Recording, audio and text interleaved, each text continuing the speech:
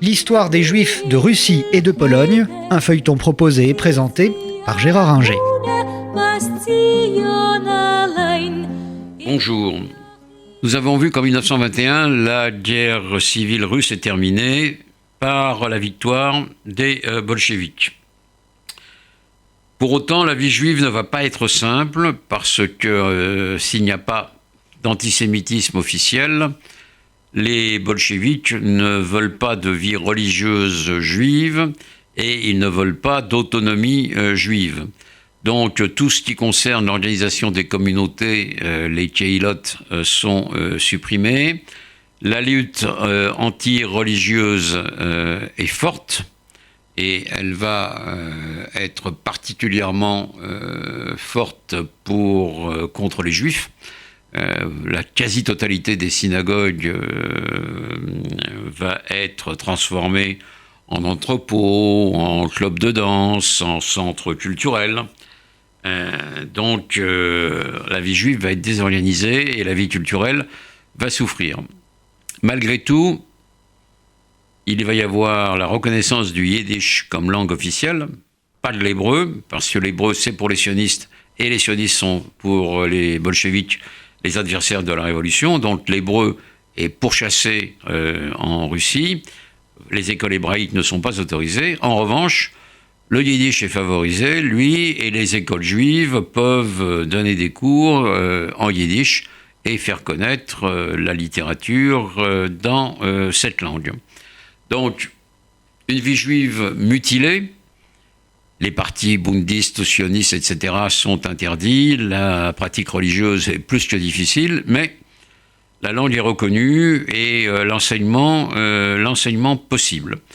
La vie économique connaît un cours meilleur à partir de 1921. Le communisme de guerre est supprimé. On passe à la nouvelle politique économique, la NEP, Lénine considérant qu'il faut reconstruire le pays. Et donc, il libéralise la vie économique. On peut créer des petites entreprises. On peut acheter, vendre et importer un peu comme on l'entend si on en a les moyens. Bref, une vie économique qui rebondit de 1921 à 1925. Pendant cette période, Lénine tombe malade, victime d'un AVC. Il est paralysé les derniers mois de sa vie. Il a été victime d'une tentative d'assassinat par Dora Kaplan, qui était juive, et il meurt en 1924.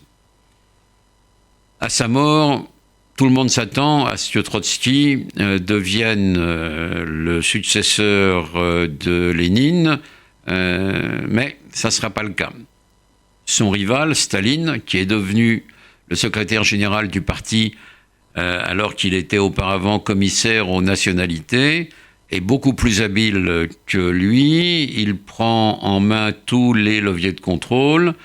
Il s'associe avec des leaders bolcheviques, y compris les juifs que sont Radek, Zinoviev, Kamenev, et avec eux, il poursuit Trotsky, qui est relégué en Asie, puis obligé de quitter le pays et de se réfugier à l'île des Princes en Turquie, et puis quitter même la Turquie pour se réfugier au Mexique, où les agents de Staline le tueront en 1940 à coups de piolet. Le meurtrier sera Ramon Mercader.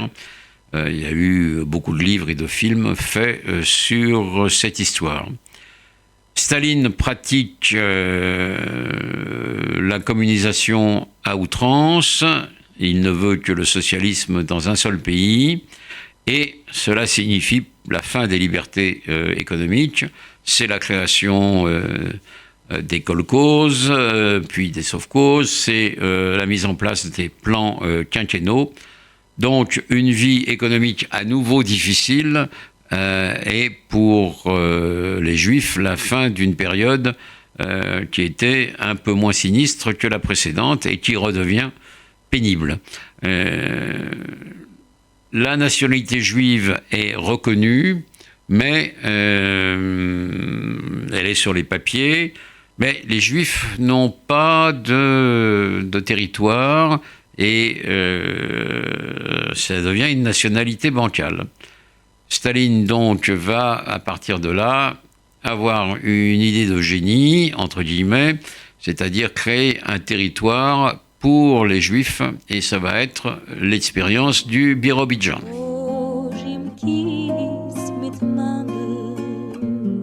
C'était l'histoire des Juifs de Russie et de Pologne, un feuilleton proposé et présenté par Gérard Inger.